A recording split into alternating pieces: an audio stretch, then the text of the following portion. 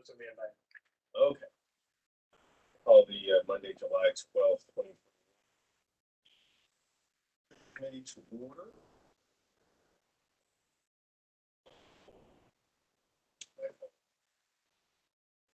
Have Councilmember Snyder, Chair Wheeler, and Mayor Rochelle all here in attendance.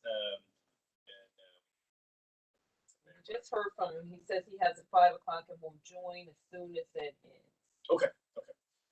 Great. So we'll go ahead and get started. We want to start first with the May 25th, 2021 summary notes that are included in motion to approve the summary notes from the the March 20. Yeah, it says March, but it's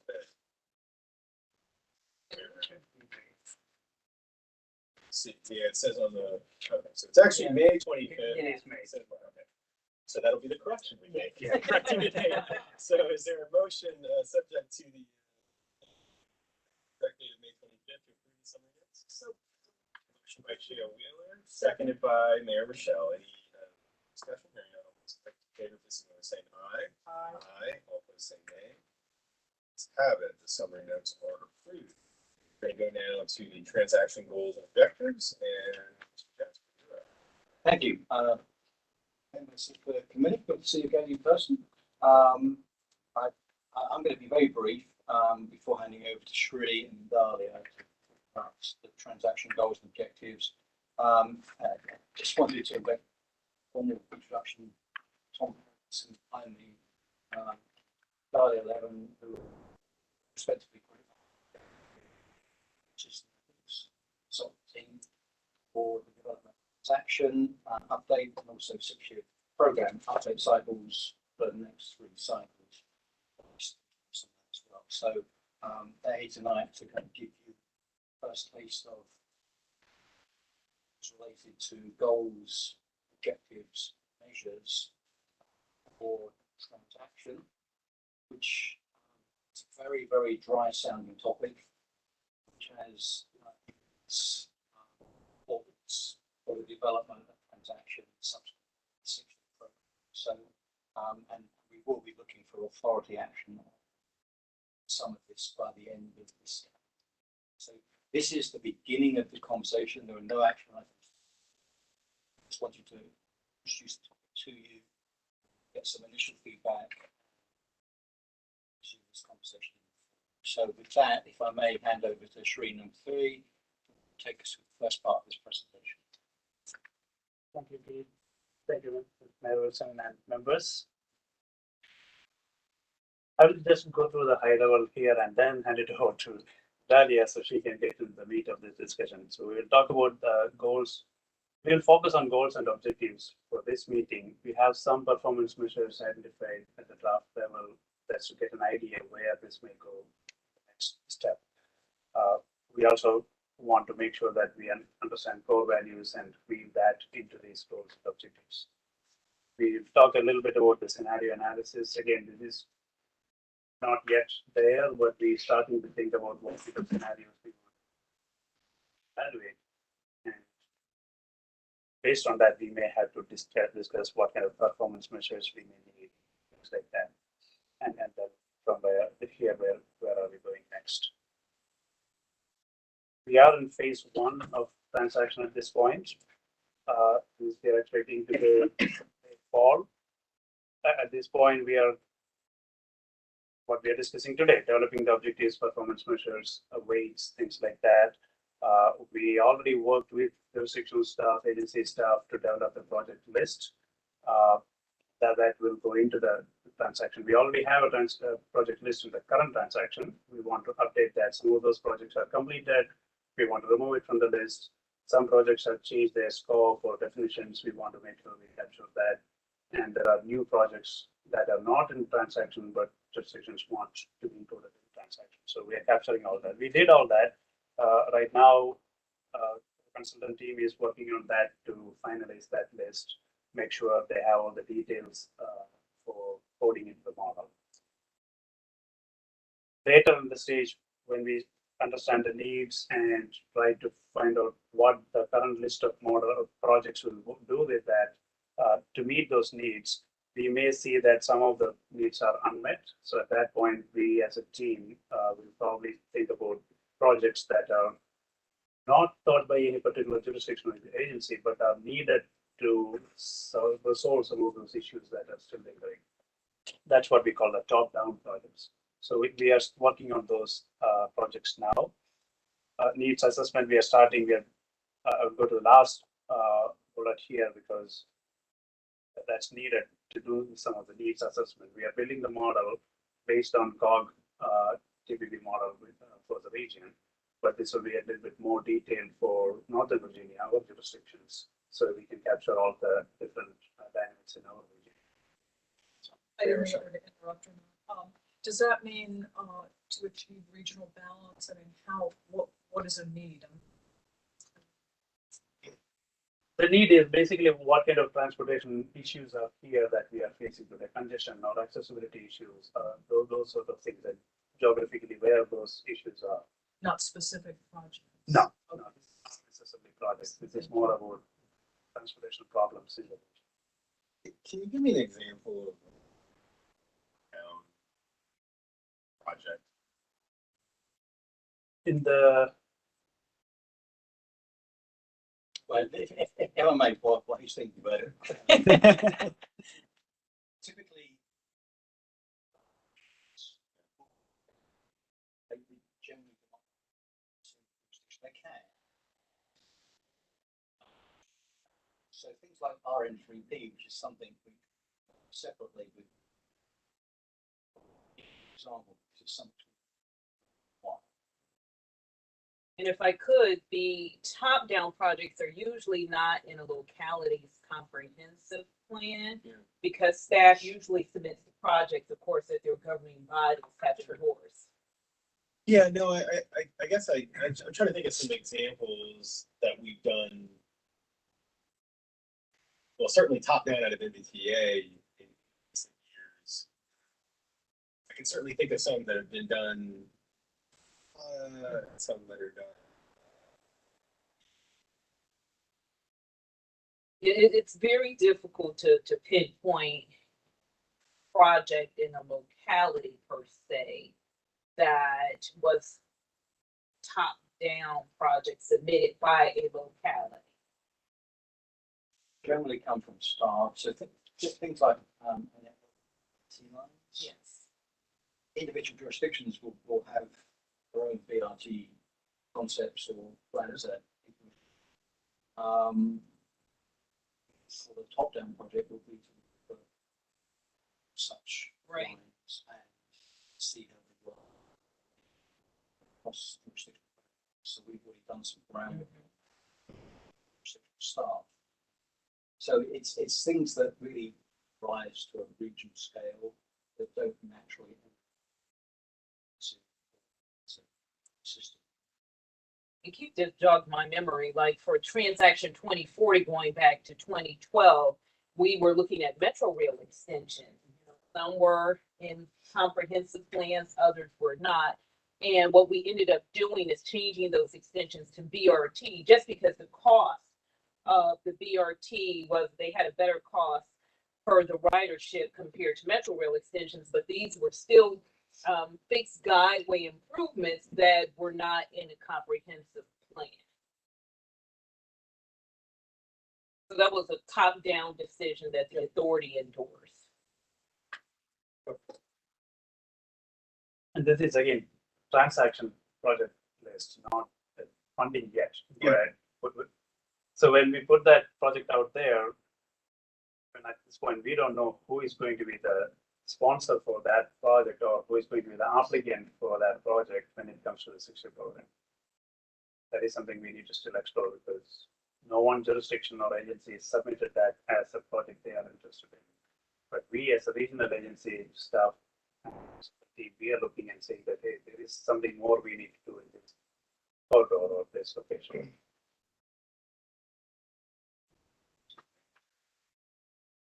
Projects in transaction, and I say American Legion Bridge that's in transaction wasn't submitted by any, it was a top-down project because it wasn't submitted by a locality, but it addressed a huge bottleneck.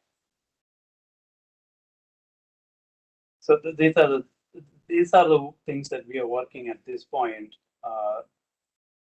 Next phase, once we finish this towards the end of this year, we will start the next phase where we discuss more about the strategies and scenario analysis, the project prioritization, cost benefit analysis, much more engaged, the public engagement, things like that. We have public engagement here too. I didn't list it out here, but actually we are starting a couple of major initiatives in the next week and next month. We'll have focus group discussions and progress survey starting soon. That's part of this needs assessment to get public input on what they think as issues. Also, what kind of performance measures or objectives, some sort of responses on that to from the public. So we are starting the public engagement.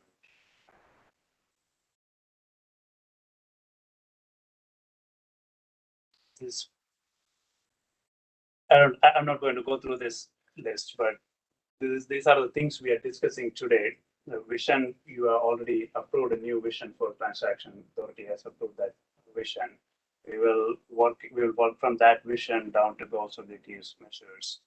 And in this round, the additional topic we are looking is the core values. We want to make sure that into these different items here. This is for reference. The title says previous, it's actually the current transaction. Still, that transaction is in place. And here is the vision statement, and you probably cannot read it. The goals, objectives, measures, and their weights that we have in the current transaction. This is what we are revising now, or we are looking at to revise at the end of the sessions. And if I could say something, in the current transaction, we have 15 performance measures. I do think that's one thing where we want to bring to the authority and of course to this committee, reducing the number of performance measures. 15 is probably too many. But at the time when we were doing the current transaction, we were enfolding HB 599, which had, what was it, 6 performance measures? 7 performance measures, and then your enabling legislation calls out some performance measures that you need to consider. But we tried to marry everything and ended up with 15, and I highly doubt you will see a recommendation of 15 for this transaction. Just too right. So here is a tentative schedule for the approval process for the objectives, measures, and weights. Right now, in June, we met with RTAC, with the staff from jurisdictions, agencies, went over these details. We took their feedback, that is incorporated in today's presentation here. And then we worked internally to identify, based on those discussions as well as our understanding from previous rounds, we are now working through developing that public engagement process. The questions, what kind of questions we want to get answered, what worked last time, what we want to improve this time, so and so. This month, we are coming to all the committees, to PVC, to the technical committee, to the PCAC, and getting all inputs so that what we are doing today, we present you what we have and we get your feedback into it and then process that for future. And this is just the initial discussion. We will come back to you in fall. This will continue. We will give you the feedback, what we heard from the public, so you can think about that and give you that can be considered for when you finalize the goals, objectives, and measures. October, we want to kind of finalize these. October, we want to finalize measures and probably can have one more set of discussion to decide the weights of those measures. So by November, we need to have, consultants may say that maybe December, but we prefer to finalize these things by November so that then they can take that and work it into the modeling process so they can get all the inputs. We can identify any performance measures, but they need to figure out how through the modeling process or off-model process, they can come up with outputs for those measures. So they need some time at that point. November, December is kind of the deadline when they need to finalize this. That's where this particular goal, objectives, and measures, that discussion we expect to go. Final.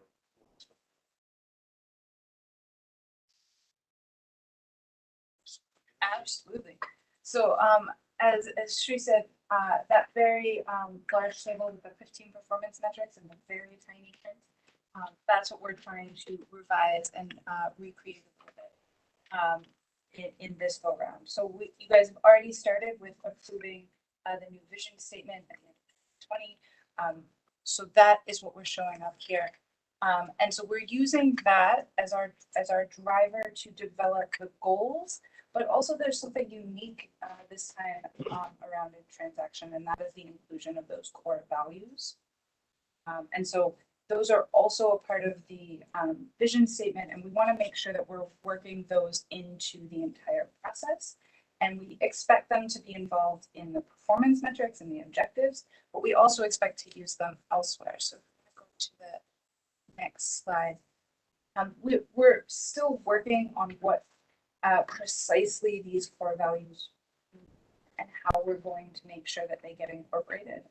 We'll start with equity, though, is generally thought of, it can be a very sticky word in that it means different things to different people.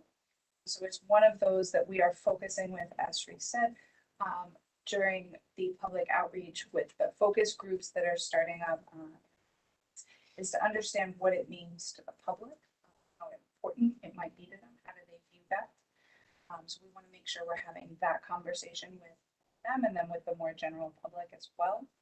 But really thinking about it from the perspective of fairness in mobility and in accessibility to meet the needs of, we can talk about this, specific population groups, but also some of the geographic balance that I think was already mentioned today. And we're looking at that from the perspective of a number of different, typically underrepresented or underserved groups.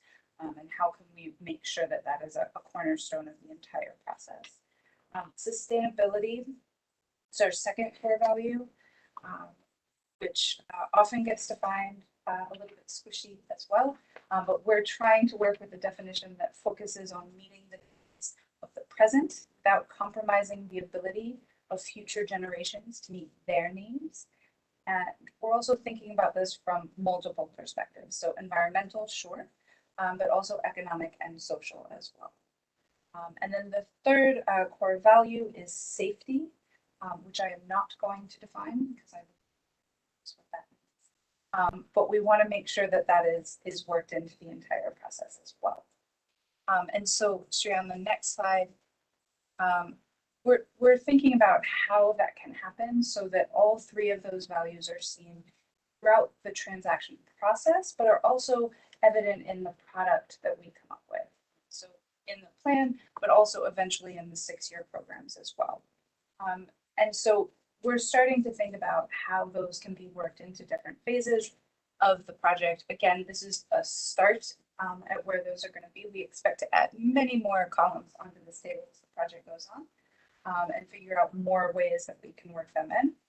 But you'll see we want to make sure we're focusing on those core values as we're identifying those needs and potential projects. We want to make sure that we're incorporating them in the performance metrics. We want to think about how or if they should be used in the scenario analysis, which we'll get to later in this meeting. And then also potentially in the development of regional policies to make sure that we're encapsulating those core values in everything that the region does. Does anyone want to stop me before we?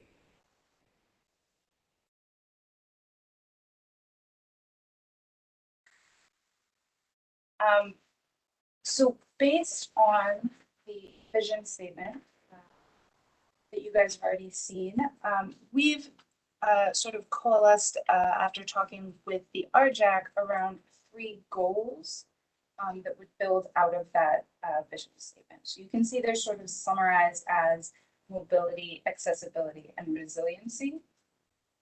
And I will take a moment to read these. But mobility is to enhance the quality of life by improving the mobility of Northern Virginia on the region's multimodal transportation system. We have accessibility, which would strengthen the region's economy by increasing access to jobs, employees, markets, and destinations. And resiliency, which also sometimes has a squishy definition. So we're working on how we can define that in the way the world understands as well. And we're talking about enhancing operational performance of the multimodal transportation system during unusual conditions and its ability to recover from disruptions. But question, we're going to go into on the next slides each of those goals and the proposed objectives we have for those. You guys can interrupt me as much or as little really as you want.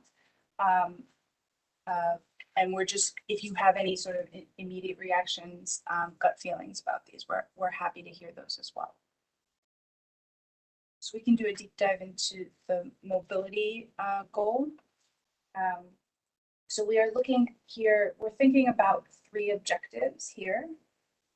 You'll see anything with a little star next to it is sometimes that it is something that's required by that HB 599 legislation. So we'll start with this transaction started to reduce congestion and delay. We have a number of ways we can measure each of these. We are at the moment trying to focus on the objectives, not so much the performance metrics, but we do want to include some of those to show that they can in fact be measured. Otherwise, they're not terribly useful objectives for us. So we'll start with reduce congestion and delay. We also have one that talks about improving travel time reliability. So that's, can that trip be replicated over and over again? And then we also have in this category, reduced transportation related emissions. And we put that here both because we've heard it's of great importance to the larger region, right, the whole Washington region, but also as a quality of life issue, which ties back to this goal. So that's why you see that here instead of maybe in some of the other categories. But so does that mean you would actually evaluate something based on VMT? So it means This has sort of been a round table discussion about when people, you know, the economic hardship because of non-access to roads. Yes, so there are multiple ways we can look at it. One of the ones we've thought of is, in particular, given the potential introduction of electric vehicles and say electric charging infrastructure or something like that as a project, is making sure we're talking about VMT that is done by sort of non-ZEVs or non-zero emissions vehicles. So we want to make sure we're making that distinction this time around.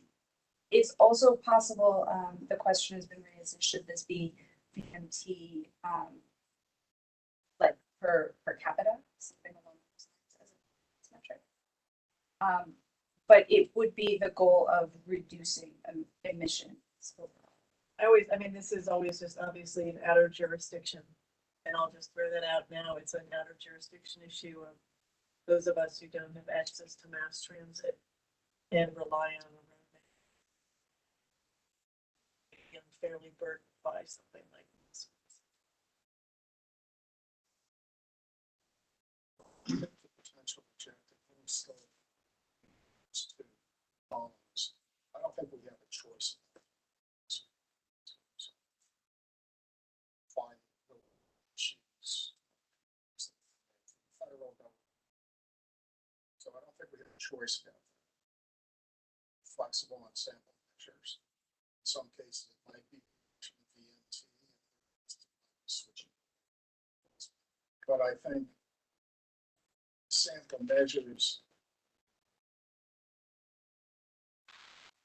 they should be various. And in some jurisdictions, you may want to reduce VMT if there are options. In others, you have the same VMT, but they're electric vehicles. So I think some degree of flexibility there is relevant. What, in my view, isn't flexible is the potential objective. Other than doing things to roadways that would increase throughput. So you would not be increasing VMT, but you would be increasing, I don't know how to say this, the efficiency. And so I think something like that might be represented by the reduction in congestion, right? Because if people are able to get through faster and easier, there's going to be less congestion, less delay. But then it gets through, I think this is what Mayor Richard was saying, one, the reduction in idling, you have more free flow travel. This congestion issue. This Well, is where. yes, it's not- But I think it's important to call that out specifically because that some people are gonna jump on that and I'm in agreement with Chair Wheeler because we're both from the outer ring localities, highways, and we're still growing too. Yes. And let me just say that I think Councilmember Snyder is right. There's a couple different ways to get at this. I think overall the goal was to reduce emissions. That's the goal. We want to reduce emissions. There are a couple different ways you can get there.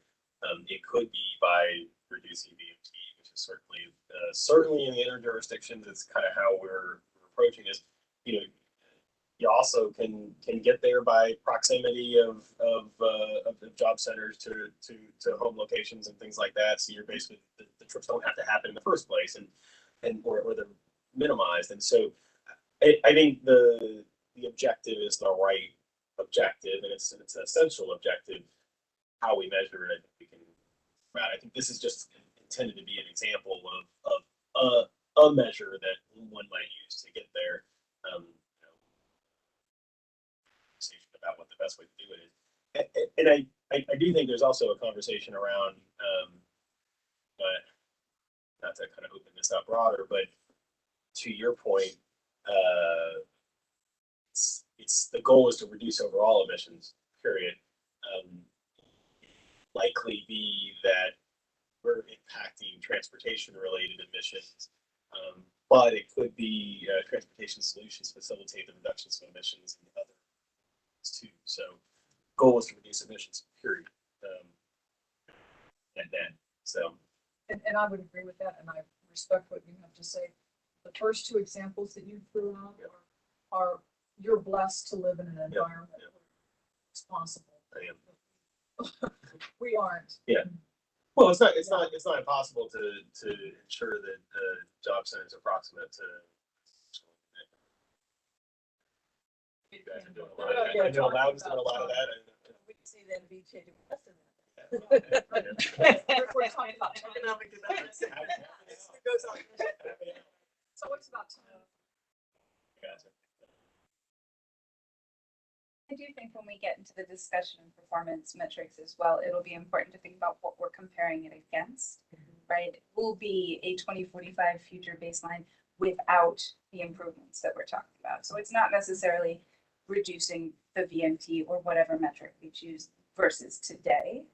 It's against what would happen potentially in 2045 if we didn't do any of these. So that might help, color that discussion.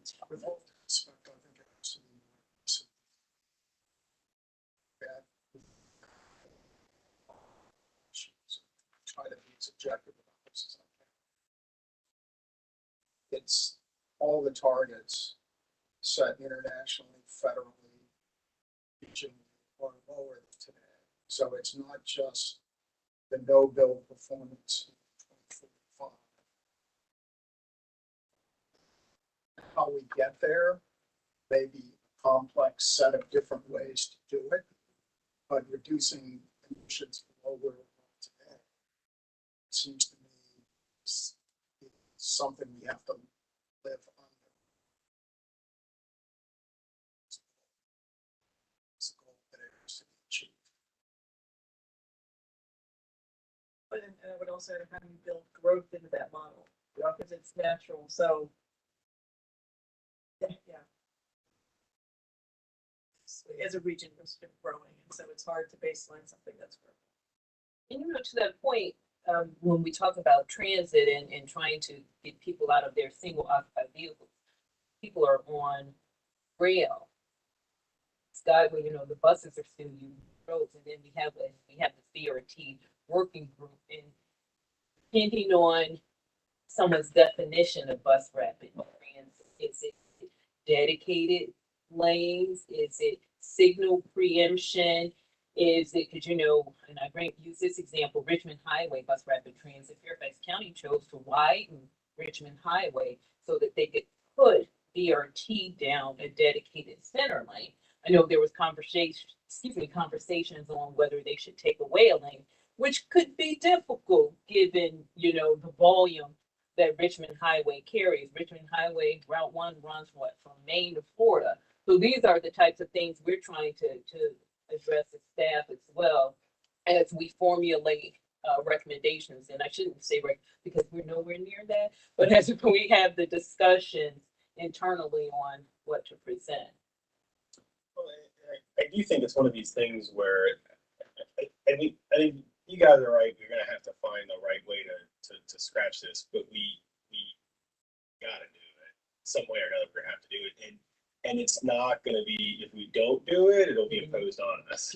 And so I think part of what's made this discussion at the CPD so jarring right now has been the kind of sudden nature of it. And I think to the extent we could be proactive on this and how we inform in our regional plan these I think we're gonna do. Part of the problem is that there's so many movements to this, and that we can't do it a lot to persuade states to invest in, for example, electric vehicles, electric charging stations, things of that nature. If the states are really serious about reducing emissions, they'll support electric. Yeah, no, I think that's right. But I also, listen, the state just passed the Clean Economy Act, right? The state's bringing up our supply, our electric supply. They're starting to take that seriously in a way that they've never. So I think we have to expect that. I hope so, because we can't do it alone. Yeah, nice. Sounds like a great town. That's right. Okay, we want to take a look at the next goal, which is accessibility. So right now we've got 2 objectives under this goal. So one of them is improving access to jobs. And we wanted to think about this both from the perspective of the region as a whole. How can we improve everybody's access to jobs? But then we're also potentially, this is a place we can bring equity into this discussion again, is how can we improve access to jobs for the folks who need it the most? So we might be thinking about metrics in there that look at this from the perspective of equity. So thinking about, and then the second objective we're looking at is improving multimodal connectivity to improve access while reducing dependence on driving alone. So this one can be very broad. There's connectivity as in how do I get to, say, the transit system. There's connectivity as how do I get between activity centers. There's connectivity in how do I get around the activity center I currently live in. So there's a number of ways to consider this. And we've heard from the jurisdictions before that they each have their own view as to how this functions best. But we definitely want to make sure that access and connectivity is happening. And we need to think about what are the ways we have to capture all of those different views of it. So that means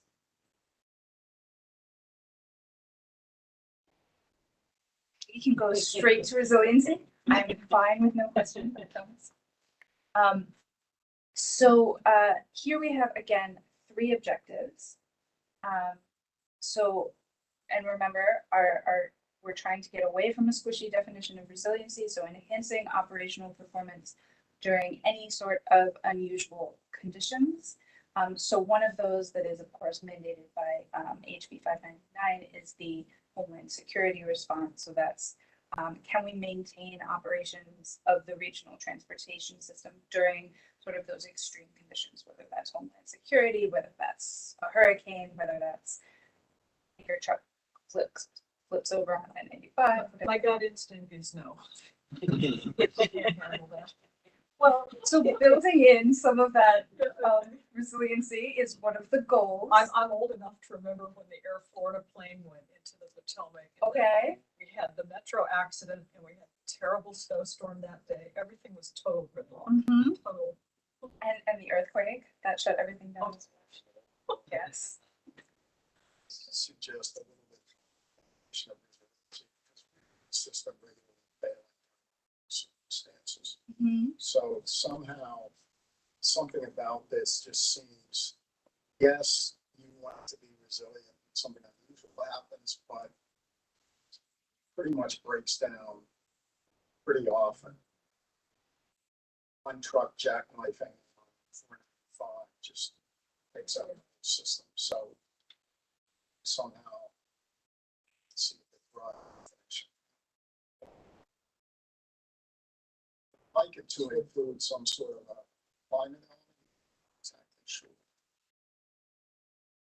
Resiliency is, in my view, is too narrowly defined.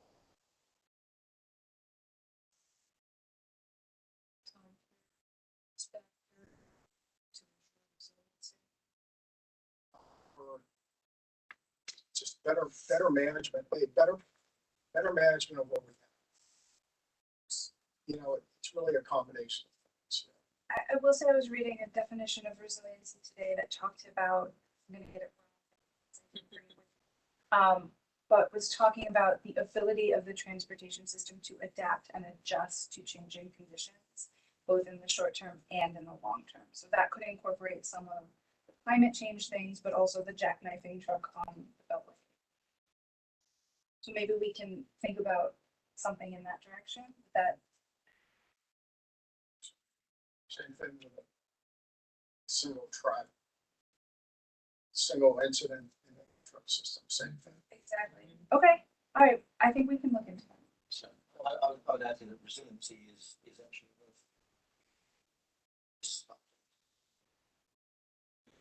HB 599, which is not new, but thinking about network is a new concept. So with But I do like what Mr. Snyder said, because we know we have the HB 599 factor, which I don't call it having a huge weight because it's difficult to predict with disaster, if you will. What But- HB was he talking Oh, I'm sorry, Chair Whitley. So back in 2012, before our funding bill, the General Assembly passed HB 599, which required VDOT in coordination with DRPT and NVTA to look at projects that reduce congestion, a Right. minimum of about? 25 projects Basic congestion. every Okay. 4 years, and also projects that, I guess, not projects, but look at extreme emergency situations that would shut down the region and any projects that could address that. So that was the whole prediction of the future component. So some of the performance measures we had in your current transaction. Seriously, I think it was 5%. Thank you. I think we didn't weight it heavily because it was hard. I was like- sticking the mud on that. Because, you know, the project, it really depends on the disaster, if you will. What was the emergency? Seems like we're talking about two really fundamentally different things here. It's like the resiliency in the macro and resiliency in the micro. I think certainly resilience in the macro is how, you know, when we talk about climate policy locally, that's what we're talking about. Snyder's getting at was the, you know, how does this contribute to overall Right. climate resiliency as a region? And this is more talking about optionality and reliability, which is important, and in some cases they connect, because I think the ability to have, you know, I'll give you an example for us locally. You know, we had we had 3 months in 19 where Metro was shut down in our community, and the fact that we had bus rapid transit on Route 1 was actually an alternative that, you know, we saw a huge spike in ridership on our BRT system during the summer because that was the option that people used and that was available. And so that optionality, that created the resiliency in the overall transportation system for at least a portion of our residents. So I think, I mean, looking at these objectives, that's what we're getting at here is those kind of options, as well as the reliability in the first place. So you don't have to rely on those options.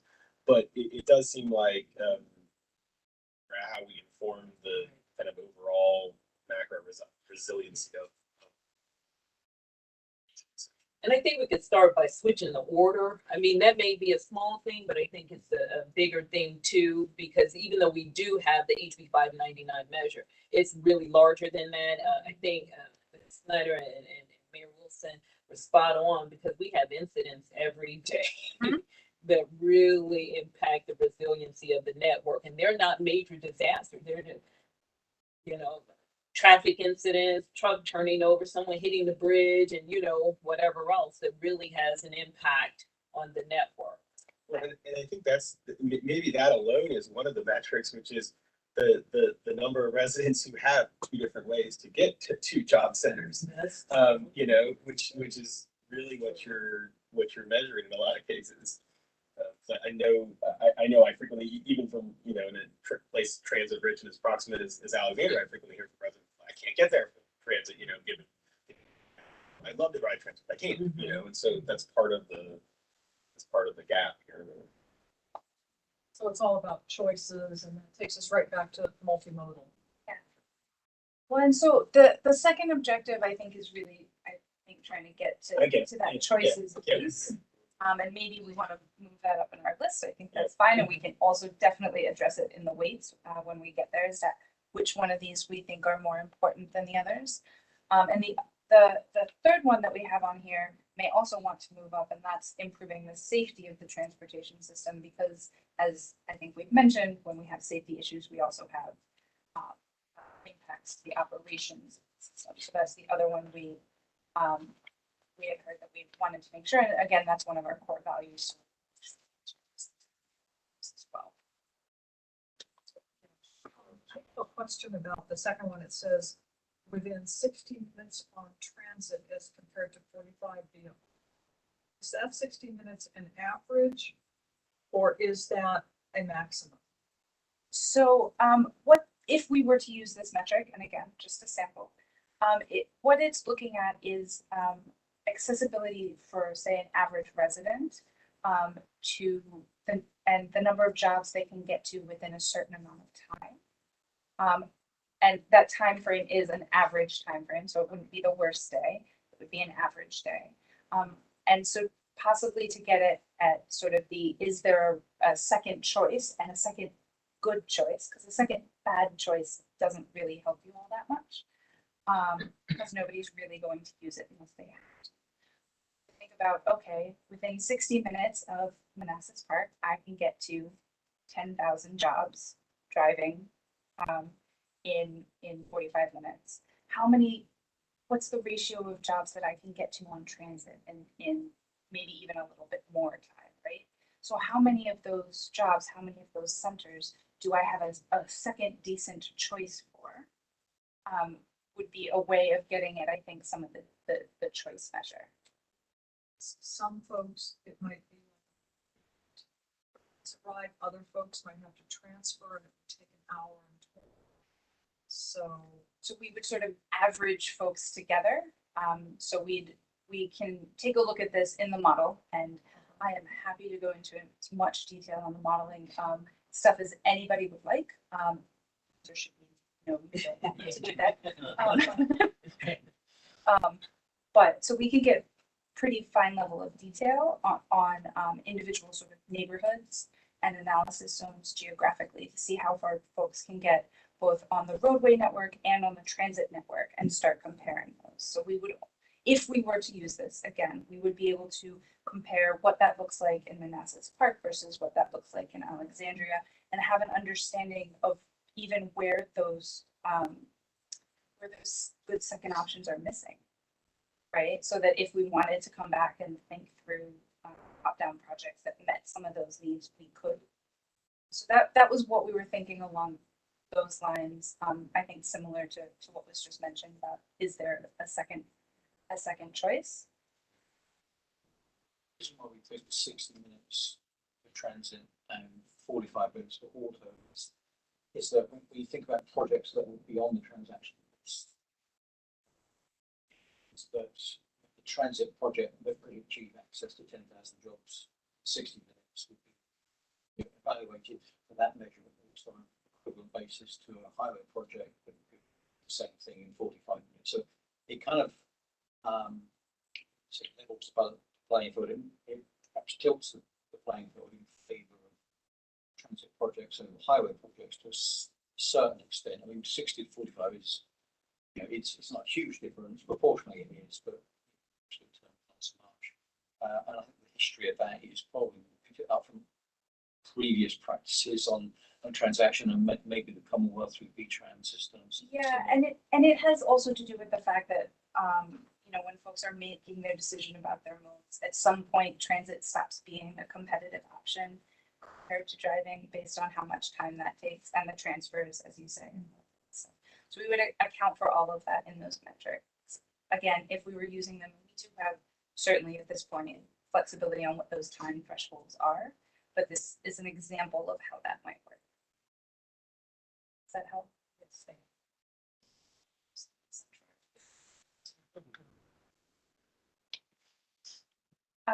Okay, so those are our three objectives here.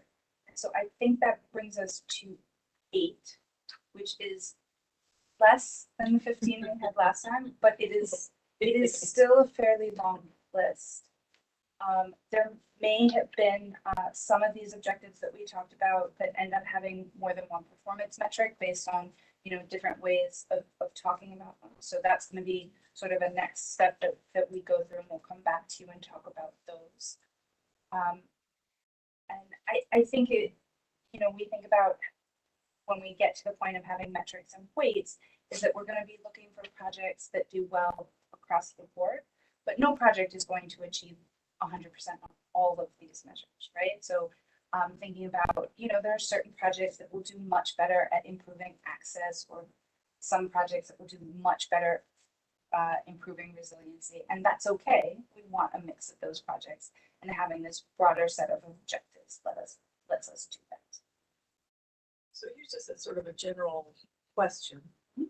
Looking at the old measurements, there sort of were 3 buckets and sort of the same idea, but they were weighted very much differently. Like the very first one that I just added up at 60%, right? Is the idea to spread this evenly, or because of our mandate for congestion and other things to weight them differently? I mean, that's sort of a base idea on how you're. Well, and I will say, Chair Wheeler, we've given congestion reduction metrics a little higher weight because of the mandate. Right. And I will note, at one point, I think we were at 35% for congestion reduction. In the Commonwealth, went to 45%. and we were like, well, that doesn't look good for us to be at 35%. And they're at 45% because as part of Smart Scale, they're required to give a higher weight for congestion reduction in Northern Virginia and Hampton Roads. So then we went to an overall 45%, but we added some additional metrics under that. So we do have to give priority to the congestion reduction metrics, if you will, but I will note, given priority too doesn't mean you have to, when we get to the funding program, fund accordingly, because you do have to give priority to the projects that have the greatest level of congestion reduction relative to cost. And one thing that the authority has always noted, you have a quantitative and a qualitative evaluation. You're multimodal. You know, some projects may perform the best for congestion reduction, but you may feel that they cost too much. But I think given that we're multimodal, and Ellen Posner used to say this all the time, she loved the maps in the annual report, because she was like, look, you have projects across the region and there are various modes, because, you know, in Virginia, you need various modes to really sustain the transportation network. So we traditionally, we haven't put all of the funding or programmed all of the funding on a singular mode. We've demonstrated that we've given priority to congestion reduction. We even have to put or document why you funded the projects that you funded. And so we do that as well. And it may appear to be a lot, but the takeaway from that is demonstrating that you've given priority to. Doesn't mean you have to fund projects for their congestion reduction relative to cost for. It's a consideration, but it doesn't mean you have to. Right. And we'll be coming back to discuss weights. We'll bring, as Sri said, sort of, we're gonna ask the public what they think are the most important things on here, so you guys will have that. Just think about how we wanna set those weights. That'll be, interesting. I'm looking forward to hearing that. It will be interesting, given, and we've had this discussion earlier, what's going on at the transportation planet, planning board, what's going on with the planet, the environment, climate change, you know, making sure that our investments are in line with what's going on, not only on a regional level, but a national level. We're trying to unpack Governor, getting tongue-tied. Governor Northam, I just read his list regarding what he would like the General Assembly to consider in the special session with the stimulus monies. A lot of technology projects, looking at a more national level with President Biden and trying to unpack the infrastructure framework to see if that will pass, but looking at just where on a national level and even on the Virginia level, where we are going with the transportation dollars and the investment and what does it mean for resiliency and sustainability and equity and all of these other things that we have to take into consideration. I think this is the first time that we're really focusing, you know, on equities. And I think COVID probably highlighted, you know, a lot of the equity issues that we have. And it may mean fewer roads and other, and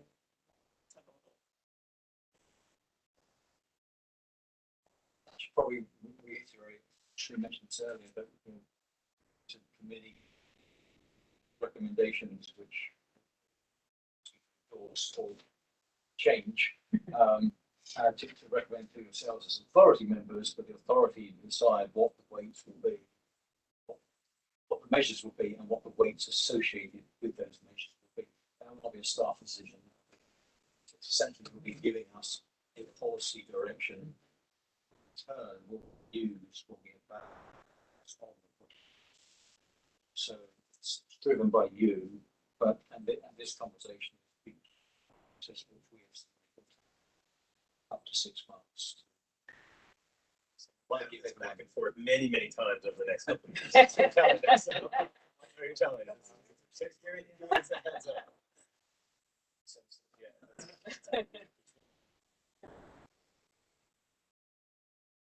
So that's the goals and objectives for today. I've got sort of one more slide on just talking through on what we're thinking by way of scenarios.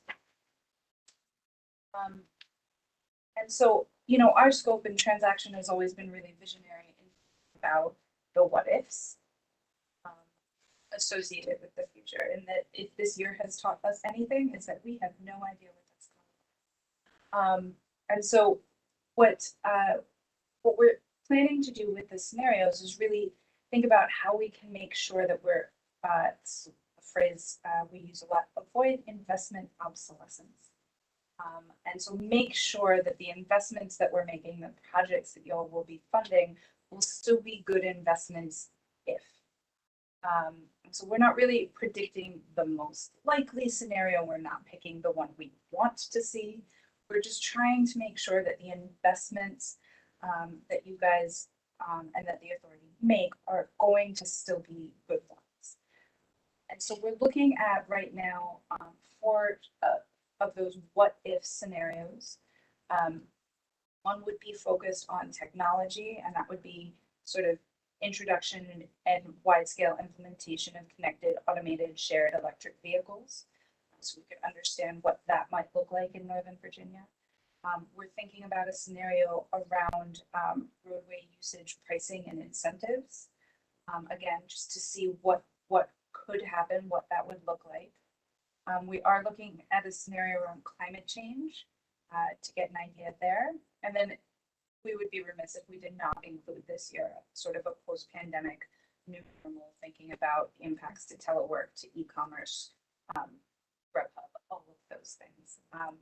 So those are the four we're thinking about doing right now. And just sort of, again, thinking of what would that look like? What would those impacts be if those technologies, if those trends were to take hold? And which of our investments are still going to be really smart bets if those things happen? And that would be the end of me talking. Just to add to that, if I may, the timescale here is that we have not specified any of these scenarios that finalize these, although I think something correct. It's just the totality of the work that we've done tonight on this slide.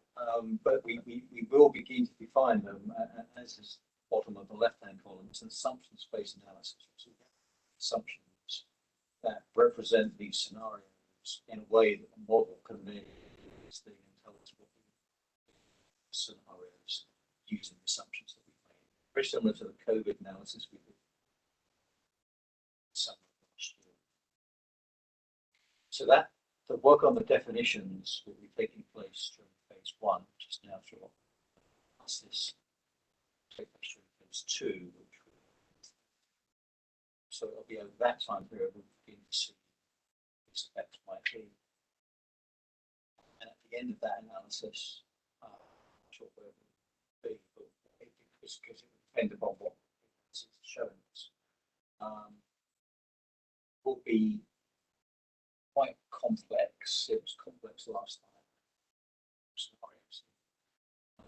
But it will be, I believe, when we kind of work through the metadata summary, site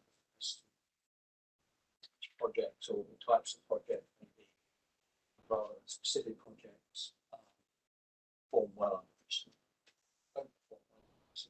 So hopefully towards the end of that, there'll be some sort of gravitation towards the top of projects that, regardless of this, they will be the ones that you confidently chose to do so.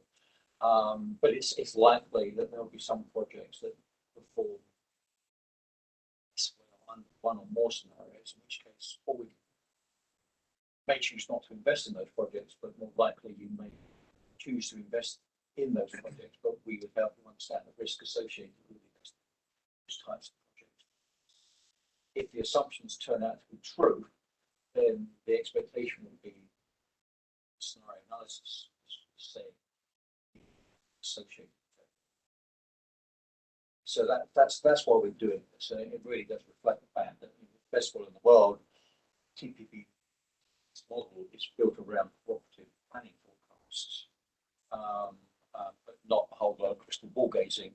Well, and it's also built off of observed travel behavior. I think that's always the challenge. It's that, these models are built off of seeing the choices people make, how they react over the last 20 years, which is great unless one of these four things happens and they stop behaving the same way, right? And so that's part of the reason why we want to think about these and think about what might happen, even though no matter how long this list of scenarios will be wrong. But again, it's the idea of thinking through the. That's when I say that it's true. So maybe this is a premature question since this is all there is. But Assuming there'll be safety. So right now, there is certainly, if we're talking about a safety objective and then performance metrics that would go into that, there would be a safety evaluation of each of these performance metrics. Or of each of these scenarios, I'm sorry. Okay, because I have had a traditional concern, and Councilmember Snyder can tell you, I've bent his ear many times on this topic. Software and the related safety relative to software vulnerabilities, self-certified software, is there an impact on the industry because of that? Something like that. So I will say our modeling and our analysis is limited to sort of the transportation operations ecosystem. So I am not going to volunteer to talk about the software ecosystem side. That's a little bit beyond us. However, I think It's really necessary for the automated vehicles. I agree. And so thinking about, you know, as Keith said, when we get to a summary of these, not only understanding what the impacts of these things would be, but what are either policies or programs or even other projects that you might need in order to make sure these work or work safely or work efficiently or work equitably. All of those things, I think, should be things that we talk about coming out of the scenarios, even if they're not necessarily going into the definition of those. Continuing to work. Of the transportation technology strategic plan, and so that's where we'd probably be primarily addressing the issue of expressing how transportation models do not naturally lend themselves to modeling those sorts of effects. So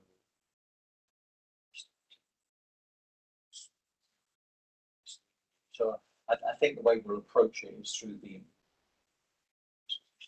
strategic plan, which is now integrated with transaction. So it's part of the same work. It's kind of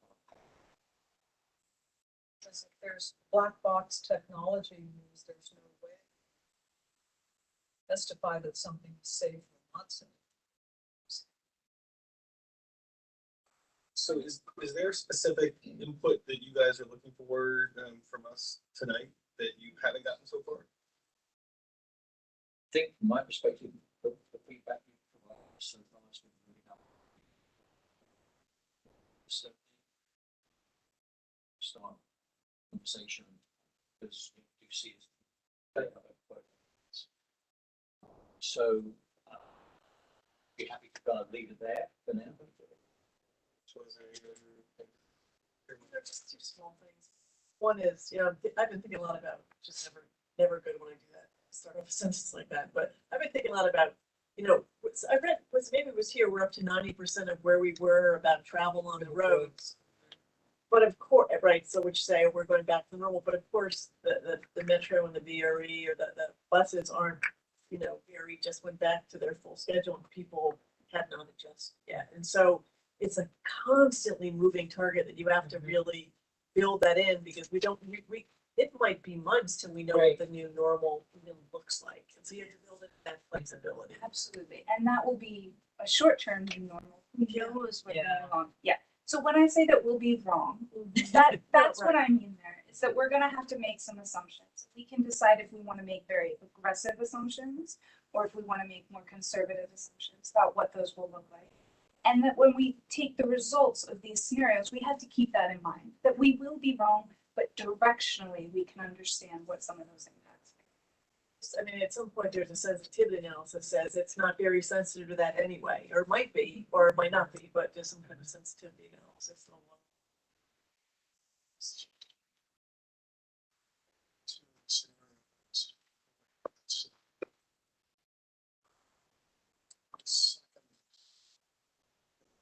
Transportation element, usage, price, and incentives.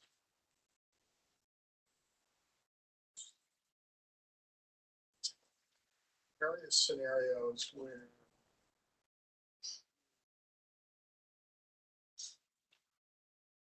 the way usage, transit usage, we may have different demands. We've already seen that. So thinking, yes, you want to see the pricing.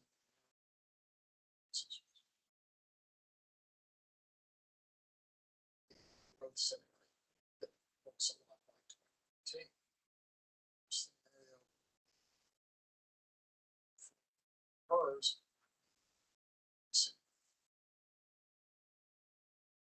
So that's the kind of thing.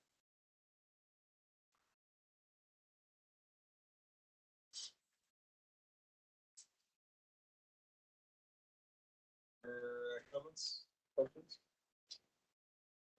Thank you for that presentation. All right, next up is Ms. Beckman for the I'll just be brief. I said this last week, call for projects is out, it's open. Applications are due October 1. Resolutions are due a month later, 2 months later. 2 months later. We know it can, getting to the governing body for resolution can be a challenge sometimes. So applications are due October 1. At this time, we're working with the finance team to determine what is the estimated amount that we think we'll have available to fund the funding program. Because now we're looking at out years, and we're adding fiscal years 26 and 27. So we're going to take into account, some of the historical data we have on revenues received, how we've been trending, and of course, we always estimate conservatively. We've been in a good position to advance fund some projects. So even on the funding program you adopted last July, that added fiscal years 24 and 25. We did advance on some of those because other projects are taking a longer time. And it's no fault of their own, these projects have multiple funding sources. I know the federal funding sources usually have sunset provisions. So we've been in a good position, but at this time, finance team is working to come up with the number to bring to the finance committee to make a recommendation to the full authority. And this will be probably beginning early part of next year on the amount we think we'll have available to fund the 6-year program. Questions? Anything else for us? That is all I have, Mr. Chairman.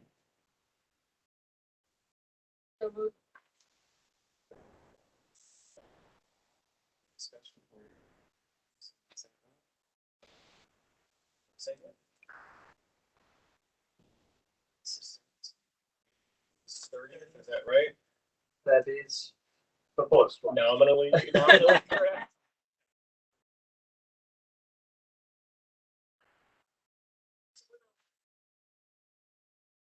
So you can, if we have a physical quorum present, and I think the law allows 3 per calendar year. No, Medical reasons. no, that was an the medical reasons was an add-on to or amendment to the electronic meeting participation. Okay, so you think 3, I'll be in the country.